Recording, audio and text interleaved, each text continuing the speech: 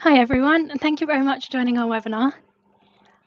Today we will be exploring how to get the best ROI from Teams. Forrester, in their Total Economic Impact Study for Teams, claimed that full Teams deployment could achieve a 6-month payback and 832% ROI. Now, this was based on a composite 7,000 seat global company, where the benefits would be $30 million over 3 years. But the findings and type of savings would apply across many organisations that have a mix of frontline and knowledge workers. From the report, we've broken down the savings value into 3 main areas. Collaboration, which accounts for over half the benefits, communication savings, which accounts for a quarter, and efficient working, which covers the savings made from removing mechanical and cognitive acts of switching applications. As Teams specialists, our architects and change managers work day in, day out with companies on their Teams transformation.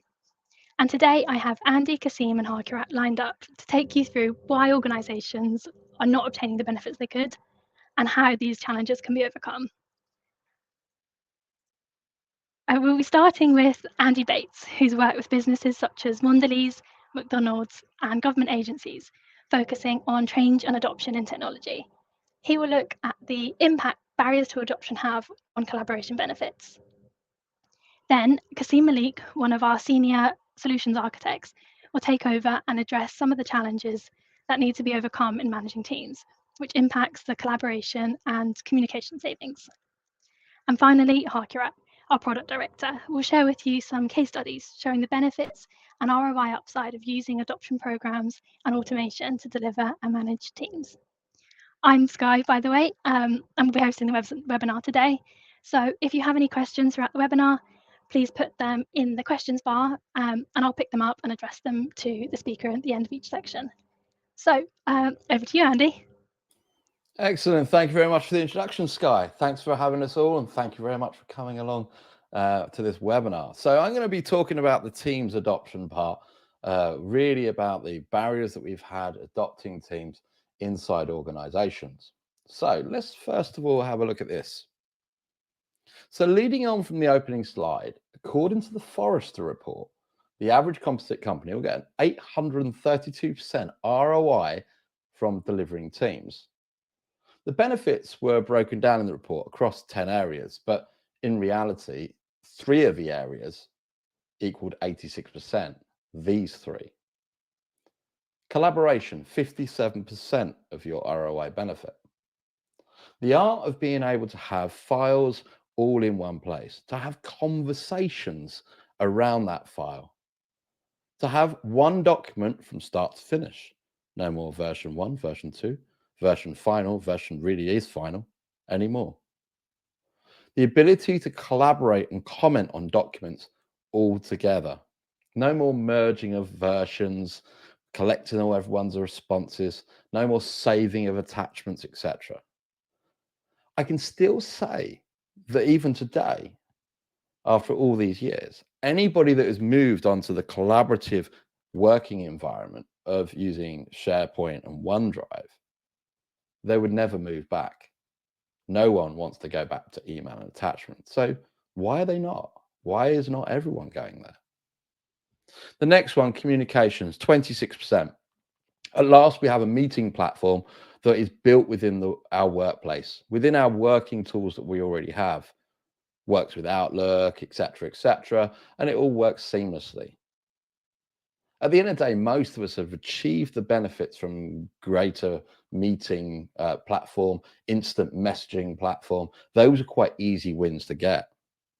However, have we really considered hybrid working, or have we removed the legacy telephony systems into Teams as well to make sure that all our communications come from one environment? Finally, app switching. 16% of the savings. App switching, moving from one app to the other. Well, if you remember going back in the day, if you were or if you're still using it, working in Outlook, downloading files, opening files, moving over to that app, moving to that app, etc., it can take quite a bit of time over the course of a day, the amount of times you switch apps. Now, this can further be improved If you're using things like Forms and Planner, they're fully integrated into the Teams environment, meaning you don't have to go away to anywhere else to use them. You just seamlessly click and go there. What's more, if you're using further third-party apps, you can get even more savings in this area. Now, so far, I've only spoken about the benefits of this ROI. But to get a true picture of ROI, we need to also consider the costs. Within the Forrester report, they actually allocated 50% of the costs of delivering Teams in professional services and change management. That's quite a lot. But what happened when COVID-19 actually hit the market and started affecting the workplace in 2020? Here we can actually see the Teams average users every month over the last few years. Now, we got there back in July 2019, 13 million users of Teams. That's all. In 2 years of Microsoft launching Teams, they had gathered only 13 million users. Then we can see the effects of the COVID-19 pandemic in the early parts where IT team just turned it on and just gave it to their users. There was no change management there whatsoever, no considerations. They just needed something for their team to be able to communicate.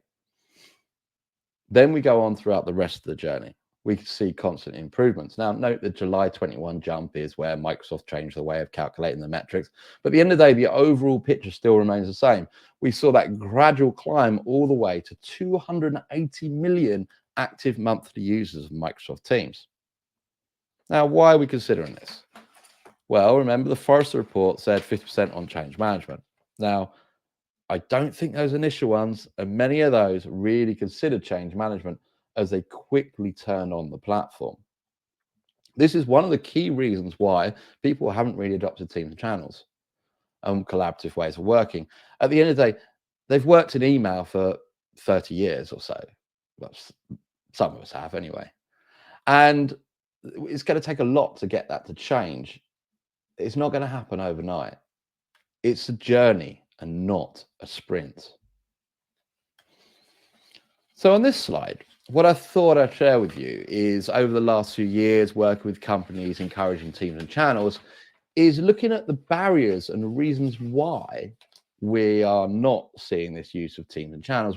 What are the reasons that are getting in the way? And I've peeled out these 8. They're not all equal, but we've got to cover them all off. And you might have these barriers that are active in your workplace right now, and you need to work on how to clear those. For me, I'm biased, so change management is obviously the biggest one. At the end of the day, that change of working, the ways of working requires everybody in a team to decide to change and to change together. That's quite hard. All you need is one rogue person in your team that is determined to send that email.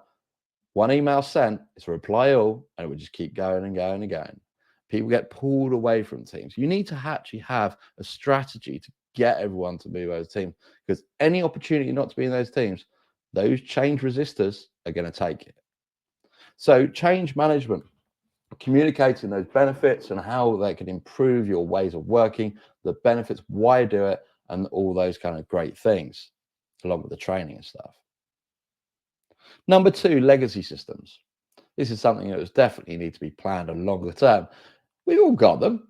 We've all got old systems that are built. And you know what? They all use email notifications. Constantly you're receiving those email notifications in Outlook. As a result, people forward, reply all, etc., etc. Think about using the chatbot implementation, using things like ServiceNow to send a chatbot into Teams rather than an email notification. Number 3, security and compliance. We've all got it. Security get in the way and compliance stop us from working freely. We all need to consider these things. And any of these barriers can actually affect the way we work. So this could be things like the ability to collaborate with external people freely, forcing us to move to email. It could be things like GDPR or Works Council conditions. Number 4, costs and licensing. Now, if you're a white collar business, i.e. all your people work in the office, probably not a problem. You've all got E1 to E5 license, all great. However, if you've got frontline staff, this can be impacted. Can we really give everyone an F1, F3 license? No. So as a result, the only way to communicate is by using their personal email address to the frontline workers. And this again has been a barrier for some organizations to truly move to Teams. The other thing to consider is the arrival of Teams Premium that's on the horizon. How are you going to consider that? Who's going to get Teams Premium and why in your organization? How are they going to be communicated? And how are you going to communicate to the people that don't get it? If you don't know about Teams Premium, have a look. There's some really good stuff there. But does everyone need it? Number 5, organizational readiness. If you want to get an organization to change the ways of working and how they do things, with that change management, the organization needs to be ready for it. Are they? Are they so distracted with mergers, acquisitions, new products, changing organization structure and things like that to be able to take on the challenge of changing the ways of working? Find out your roadmap in the next year, 2 years, and find if there's any opportunity to really build it in to the org-wide plan. Number 6, user experience. If you're using Teams straight out the box and you've made no customizations, you've probably not really got a problem with this one. It's, at the end of the day, it's Microsoft's problem if there is. But in reality, every organization changes slightly some of the ways it works through number 3, security and compliance reasons. For example, you might not allow third-party apps, which is quite a common one. But now you go in Teams, you go to the app store, you'll see all the third-party apps anyway, etc., etc. All these kind of things and nuances need to be worked through to make sure that you users still get a good experience when you start applying your personal security and compliance. Number 7, external parties. Us at Resonate, we're always working with you great people out there in other organizations, and we learn so much from you at the end of the day. But all external companies have different ways of working. Some companies, we have Azure B2B set up, which means that we can actually collaborate and share channels freely with each other. We can collaborate on documents as if they were all working in Resonate or we're working in their company. This is brilliant. But not all companies have that security and compliance. They might have stricter ones. For example, the ability to even open a SharePoint document might be blocked. These kind of practices force us again to go back to the good old email and attachments.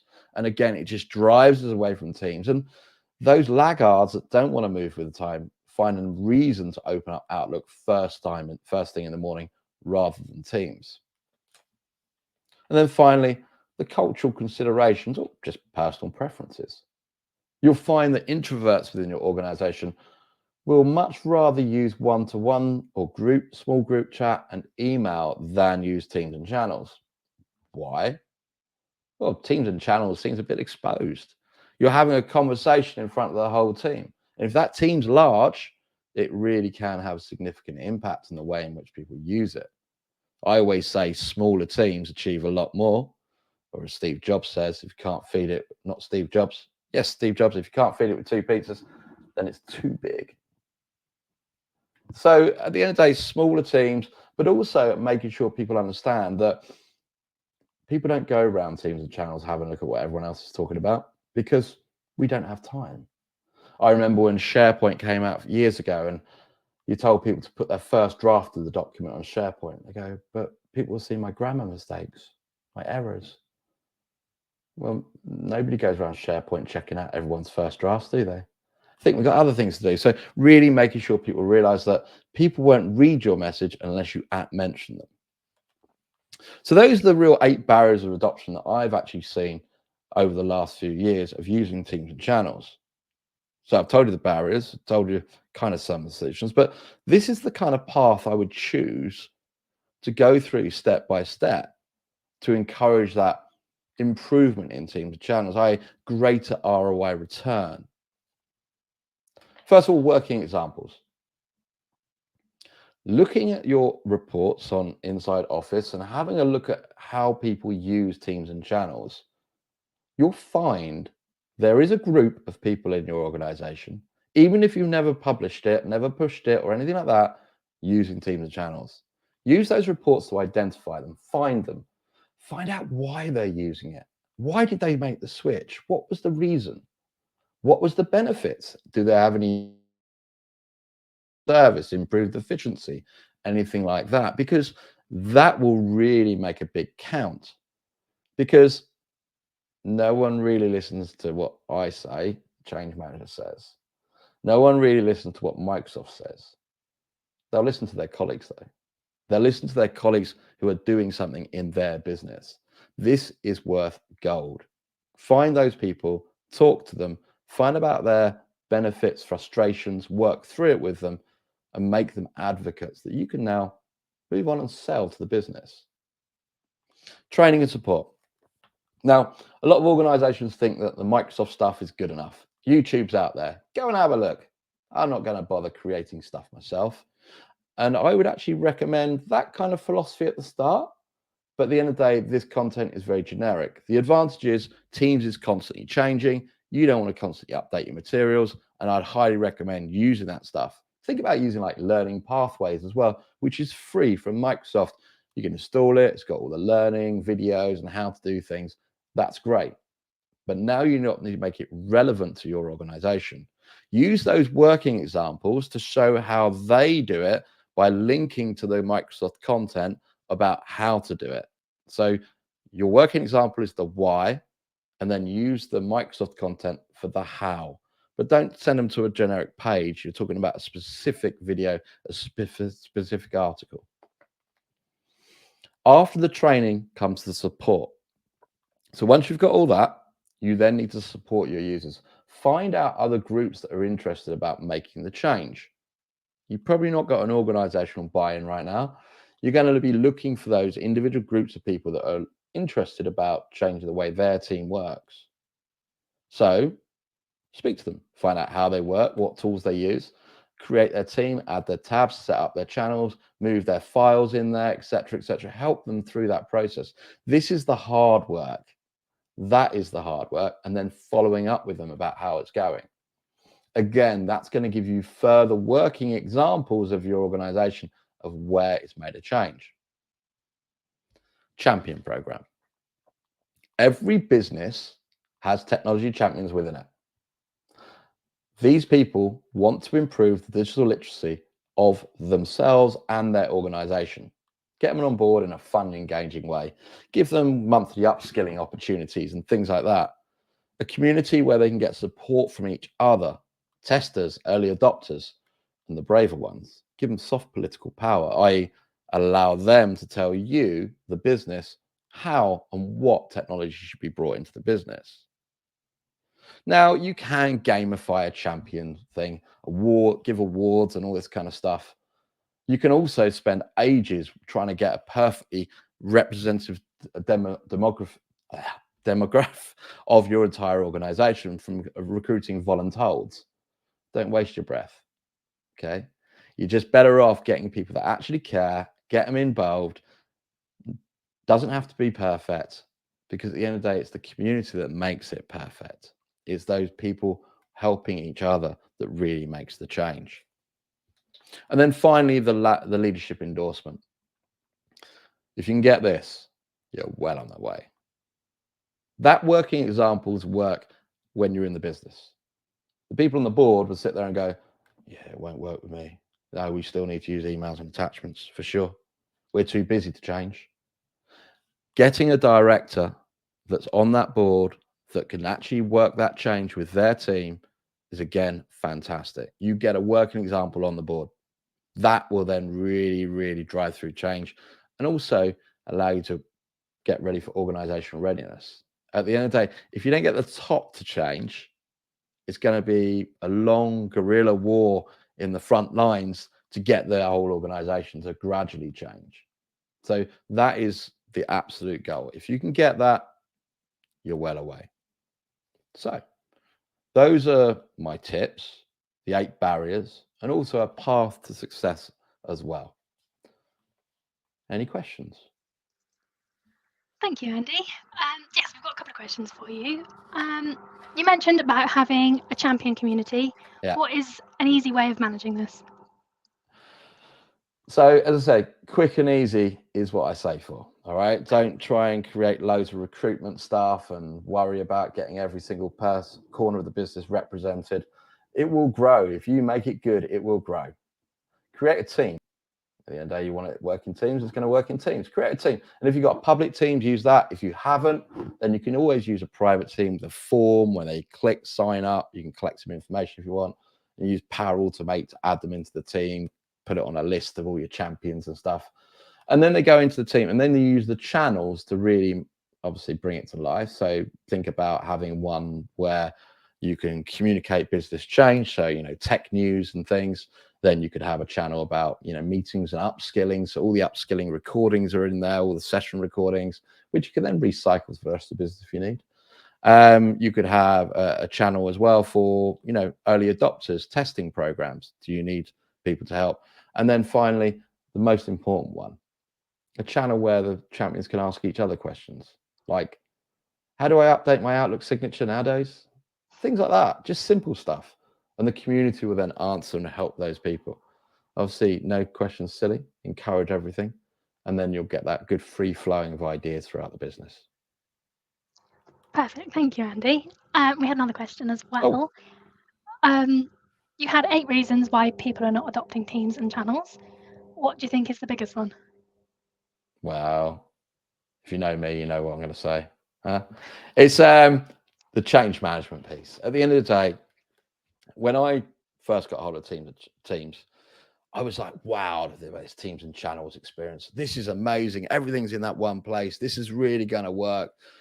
Ultimately, I was in that top 5% of teams advocates, those real, yeah, this is amazing. And why would you not? And drove on and off I went.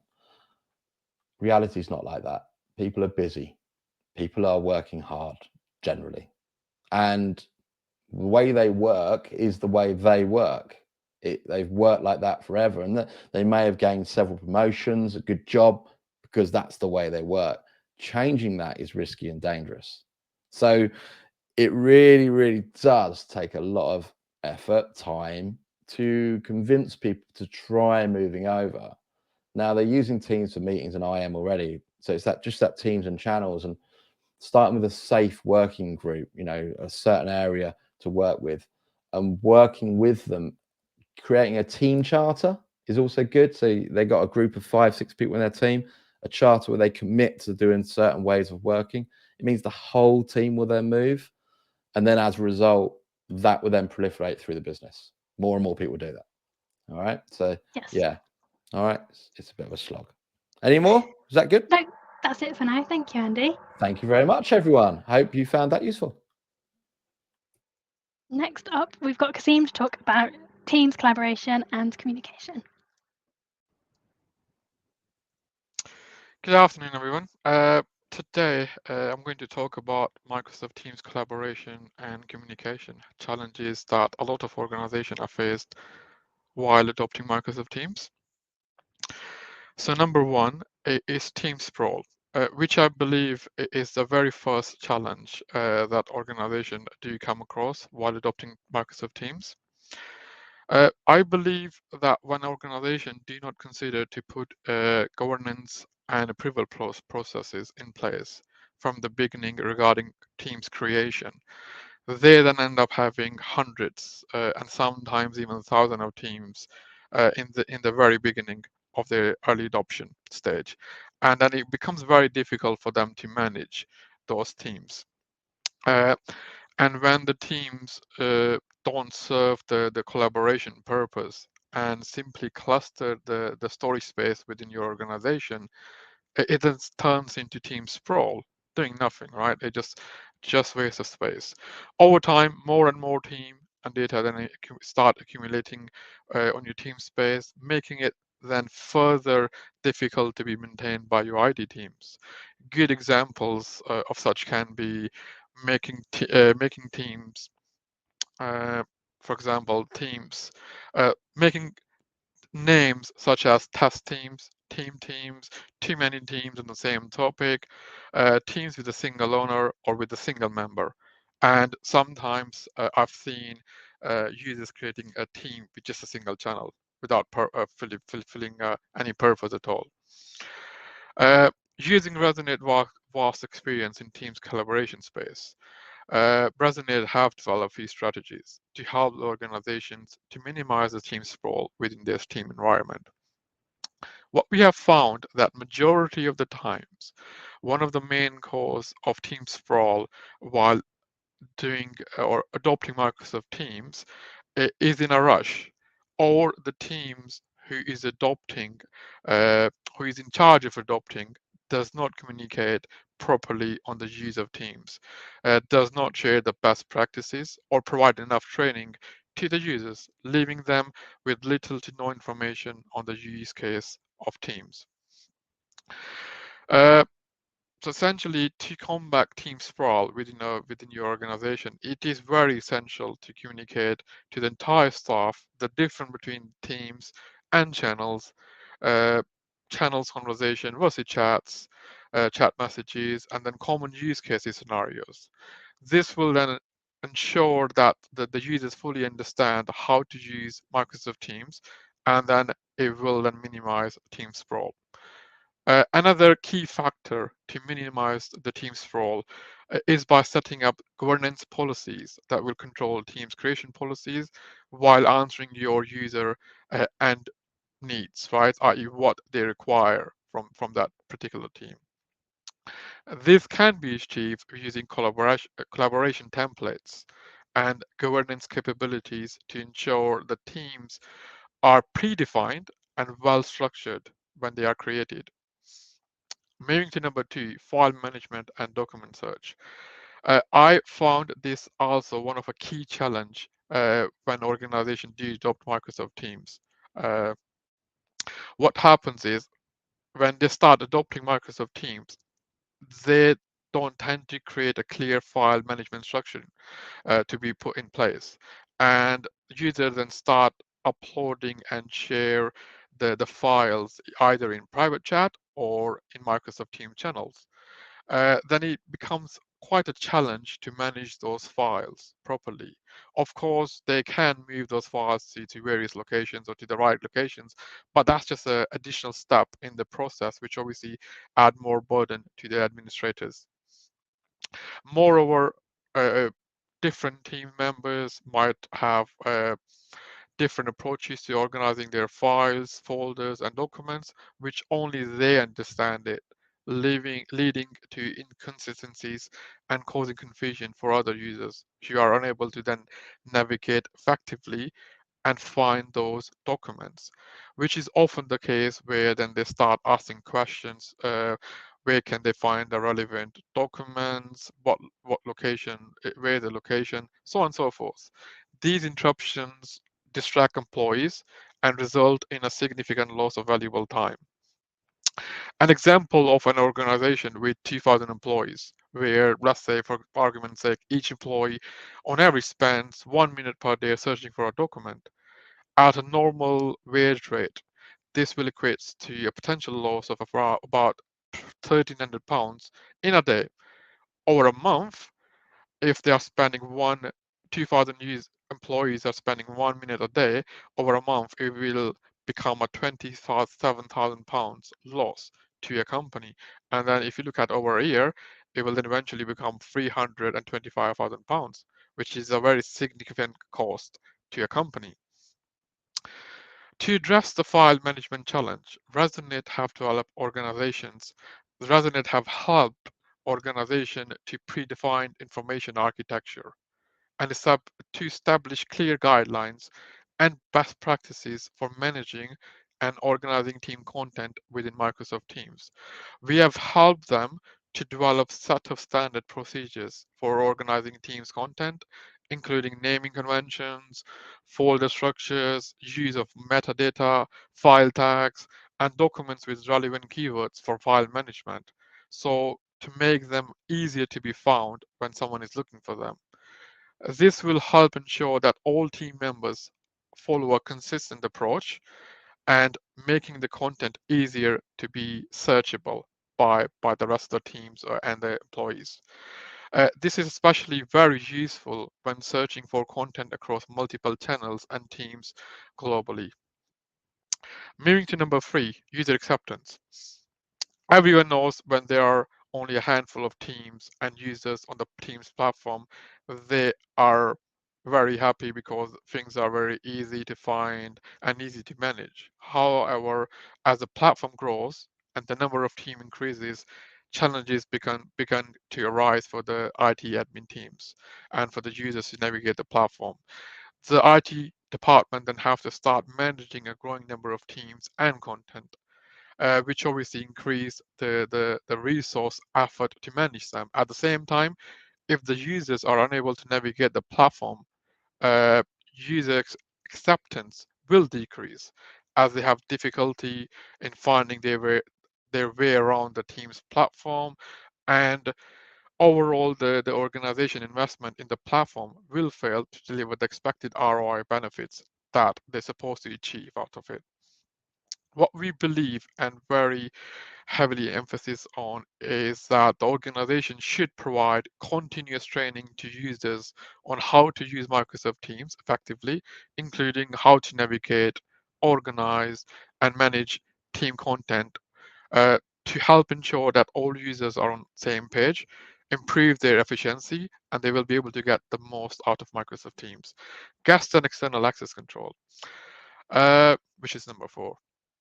Organizations are very concerned about uncontrolled access to documents, which can have very serious consequences, such as data leaks, privacy policy violations, and even cases like legal ramifications as well happens. Uh, just because Microsoft had made it very easy for us and everyone to collaborate and share files both inside and outside of Microsoft Teams, internal and external users can be quickly invited and they can start collaborating on projects directly within the teams without any major hurdles, as long as they have access to it. However, what we have found that the challenge here is to make sure that the users can still collaborate on the projects where they need to, whether internally or externally with the clients or partners in Microsoft Teams, but without risking of sharing too much access or information with them. And when the projects do come to an end, what we have seen is that removing the external user access from those teams is a quite effort intensive task as well. And the IT teams do have to spend a lot of time to remove access, purely because there's a lack of clear visibility within organization when it comes to giving access. Because when you provide access, it can easily be forgotten to know who has access to which files and when. Therefore, control over who has access to which documents and when can be lost. This can then lead to internal and external users having access to more data for a longer period than they should have, posing a risk to data security and privacy.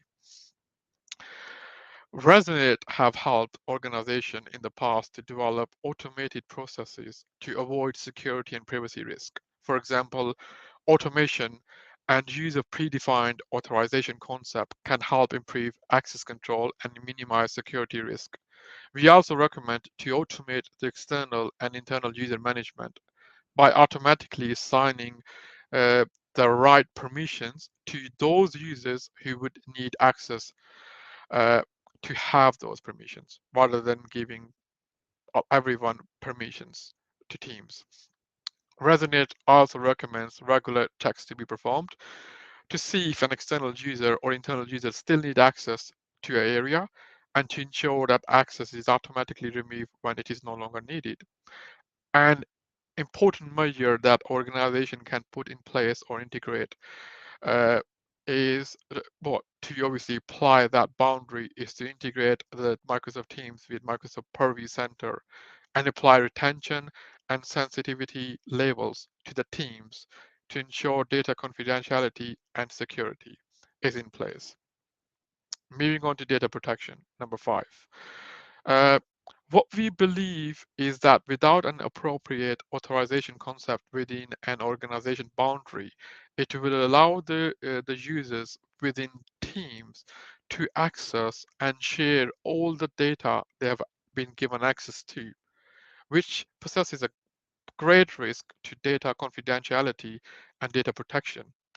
We believe unauthorized internal or external access to sensitive data by untrusted parties can also compromise the security of organization corporate data as well.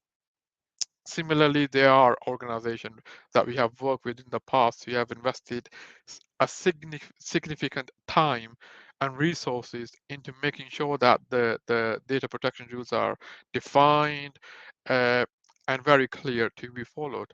But their challenge lies in ensuring that the user comply with those rules that are defined for them, especially when automated processes are not used.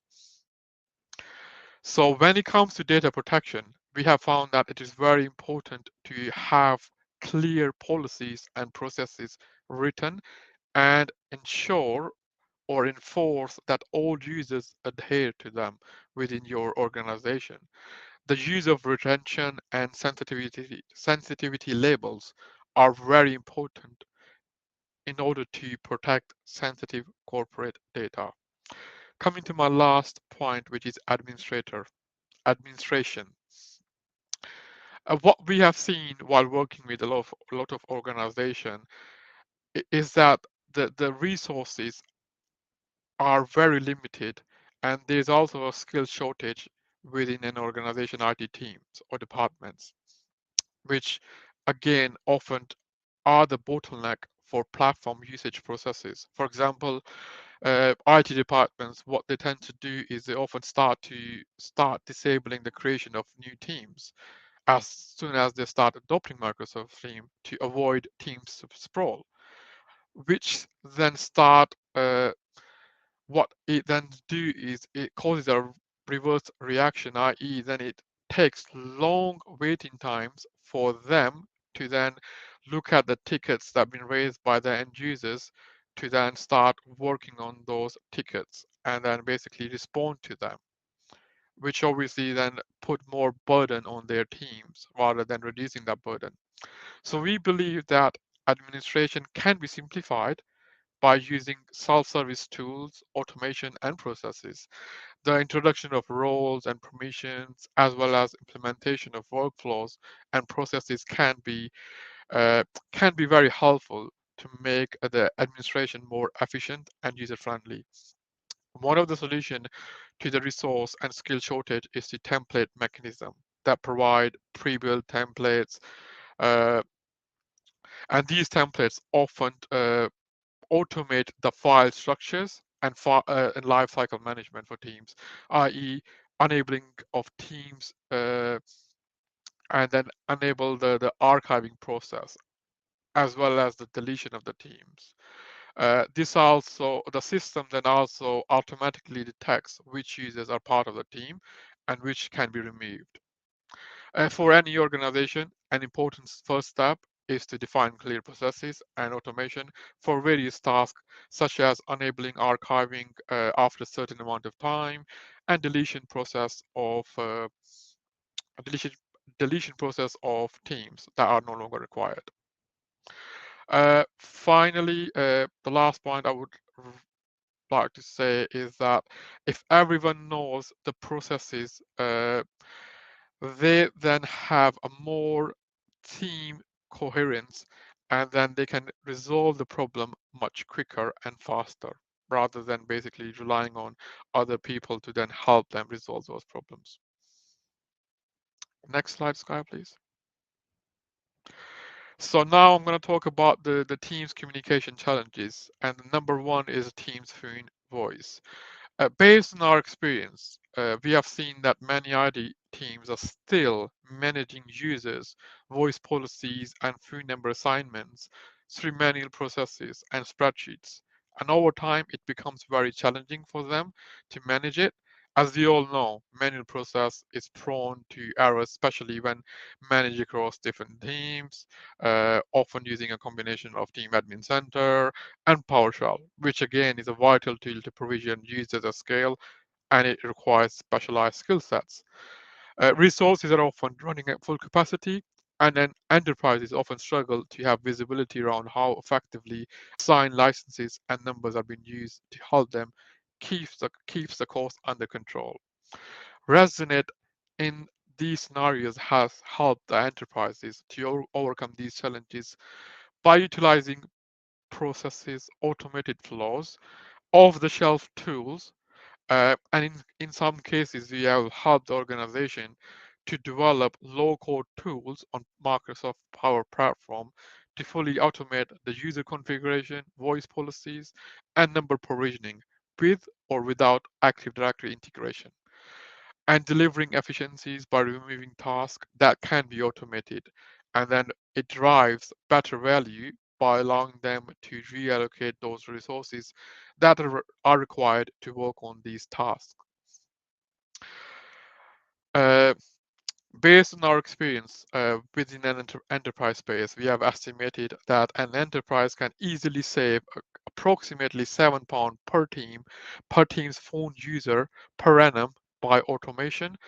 Uh, by using automation and automating the team's phone user and number management process. Moving on to auto attendant and call queues. At present, we believe that one of the biggest challenge that organizations face is when creating or making changes to auto attendant and call flows are to assign users with Teams administrator permissions.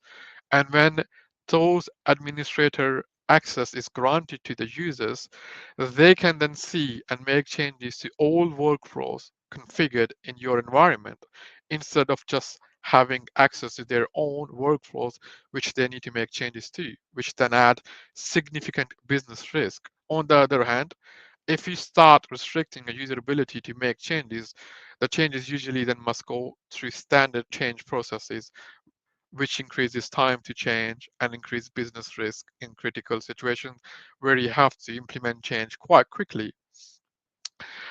Uh, in order to overcome some of these challenges, we have utilized off-the-shelf tools to automate the creation of auto attendant and call queues and to provide granular control to IT admins, supervisors, department managers with just the right level of access for them to be able to see and make changes to only the workflows they have permissions to and only see their respective reports. So this also includes both the configuration and reports, giving them the power to act on decisions they are shown within those reports, i.e. if they need to make a quick change, they can go in there and make a change, i.e. change the audio files or whatever they need to do quite quickly. Uh, Lastly, I'm going to talk about reporting. We believe that reporting is an important part of IT support team, and we have seen it many times that the IT teams are unable to identify the high teams and channel count, user trends, and often don't have the end-to-end visibility of a call, which means it's very difficult to pinpoint where issues are occurring. And with more and more users now working from home, it is difficult for them to have visibility on external network and the performance of those networks. There is also a challenge when assigning permissions to access reports because they have to assign team administrator rights, which again is the unnecessary permissions being assigned to them because they need to access the reports. For Resonate, what we have done with other customer is using off-the-shelf tools to give the enterprises full visibility around how effectively the team voice services are being used within their organization and to track each stage of each call to identify when and where things go wrong so the right decisions can be made quickly. We have helped many IT teams over the years to fix or prevent issues before they are escalated, with the ability to drill down determine the root causes of problems to provide a better customer experience and save on operation cost. We have developed a mechanism to collect and present user feedback, which can be acted upon to improve overall user experience. Uh, at the same time, we have helped organization to cover managed and unmanaged networks, as well as assessing devices and endpoint performances, unlocking insight into hybrid working scenarios. Thank you very much. That's pretty much it from me. What we do, Sky, is we can take questions at the very end. Let Harikat finish his part, and then we'll just take the questions. Is that okay? Of course, yeah. Perfect. Definitely.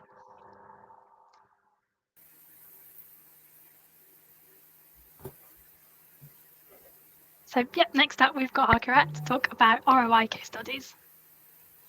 Thanks, Guy.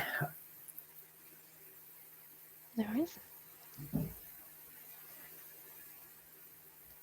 So I want to talk to you about reinforcing some of the elements that both Andy and Kasim talked about into real life scenarios where we've been helping customers to transform both their collaboration and communication environment. So the first one, we worked in partnership with a FMCG organization, and really the goal there was to help them to transform from Skype for Business into Microsoft Teams sort of just before the pandemic kicked off.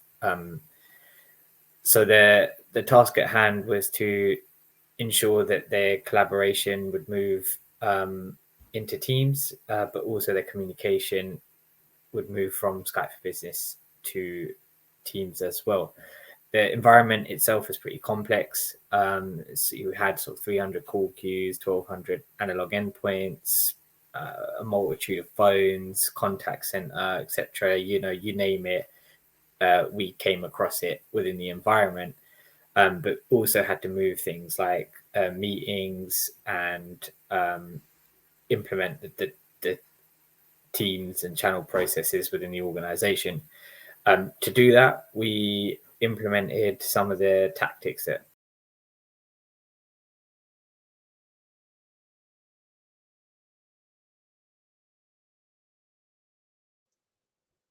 Sorry, I think it seems we've lost Harikat.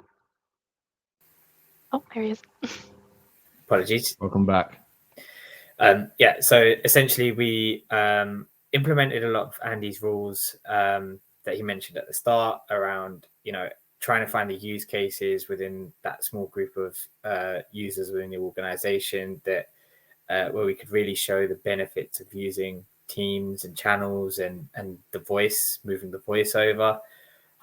We implemented a champions program within the organization where we set up a specific team and channel with them to help them to spread the message across the organization, essentially. And then we also helped them to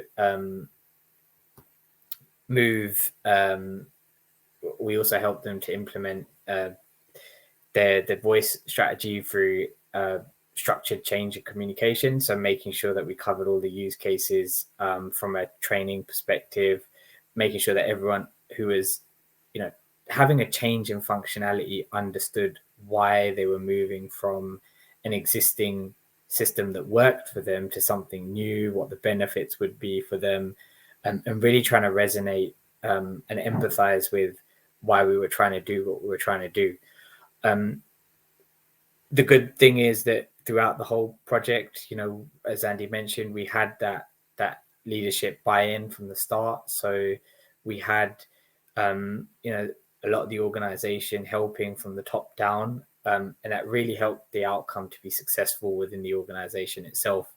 So, it resulted in savings from both the collaboration perspective, but also operationally from the communication side.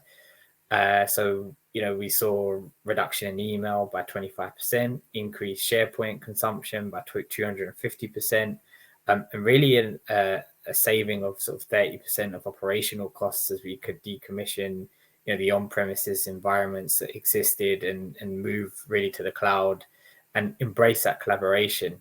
So starting to see some of those metrics that were mentioned at the start really come into play, and that's was seen, and all of that whilst only raising the amount of tickets sort of 2%, and that was really heavily impacted by the fact that a lot of the tickets we were able to solve within the Champions network themselves, and it just being a smooth migration from sort of start to finish.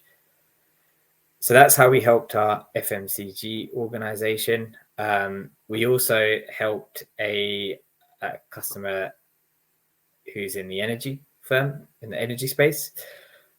And essentially, this was all about trying to automate and optimize the management of teams' voice. So essentially, we tried to address a couple of challenges that existed within the organization. So having joiners, movers, and leavers within a large organization of 100,000 plus seats is not an easy task to do manually.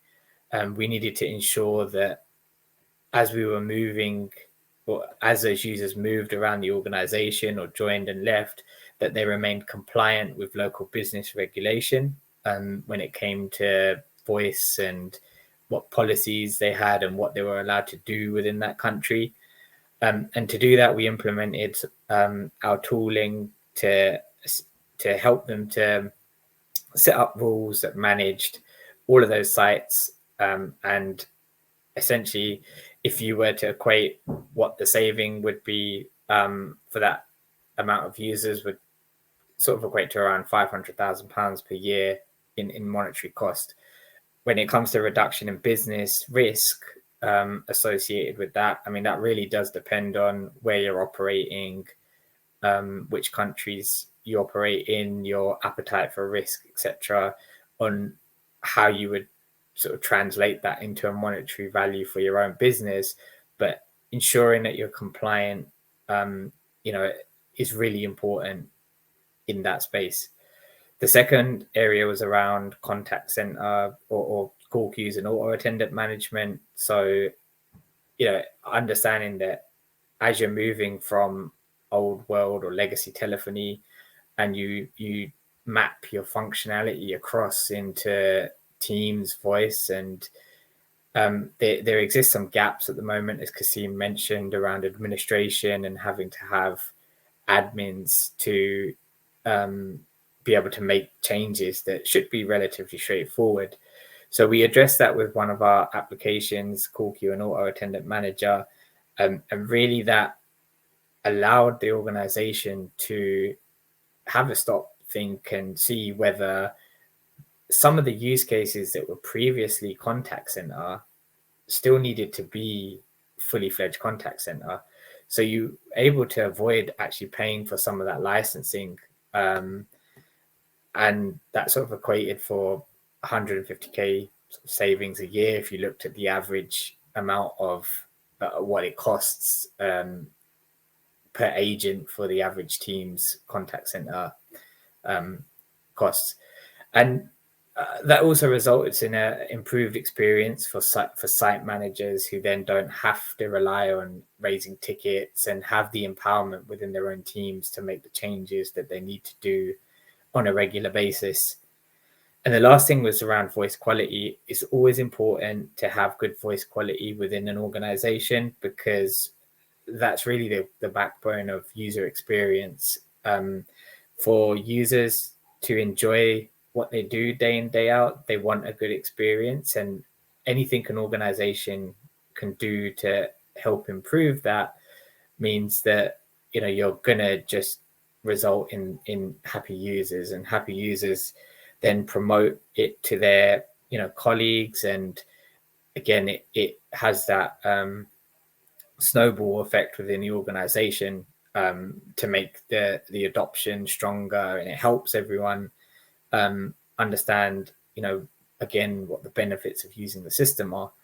So with our reporting tools, we were able to measure a sort of 10% increase in call quality and feed through user feedback as well, and also avoid escalations.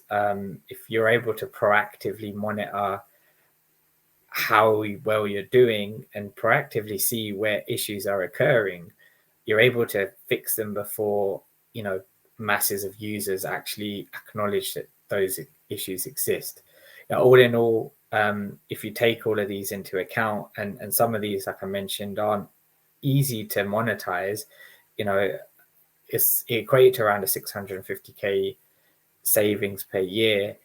So on that note, We do have a calculator that we've just released on our website that can help you to understand how much money you could save in your organization if you were to implement our new tooling platform, which is called the Resonate Voice Management Platform. And we also have a few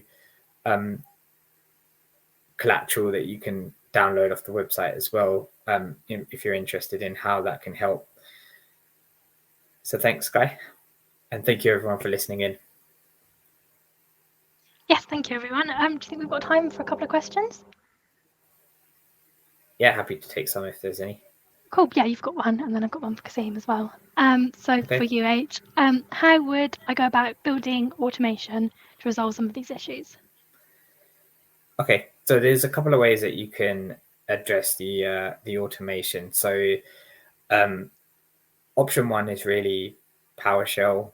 A lot of the services within Microsoft Teams you can manage through PowerShell, and if you've got people that are good at scripting within your organization or partners that can help you with scripting, PowerShell is a good way to go. The second is actually utilizing Power Platform, which is a low-code platform that Microsoft has been promoting over the last couple of years. And within there's tools such as Power Automate that can help to automate some of the tasks that you may have. And then there's also the option to combine the two. And that's really where something like our Resonate Voice Management Platform comes into play, where we've taken the best of both worlds, and you can essentially buy an off-the-shelf solution to help you to manage some of your implementations that you currently have. Perfect, thank you. And Kasim, I've got a question for you. Go on. Are there any templates or automation available to help with defining document structure? Okay, so there's a lot of companies who provide automation using Microsoft Teams app. They are available within Microsoft Teams store. So depending on the organization requirement, they can choose different templates, applications, and then either use them or customize them based on their needs. Perfect, thank you. Right, I think that's all the questions that we've had today, so we can probably wrap up here. Thank you very much for everyone for joining. If you'd like any more information or to speak to us on the topics we discussed today, you can visit our website or use these QR codes that are on the screen now. But other than that, yeah, have a lovely rest of your day. Thank you, everyone. Thank you very much. Thank you very much. Cheers all. See ya. Thank you. Bye. Thank you, everyone.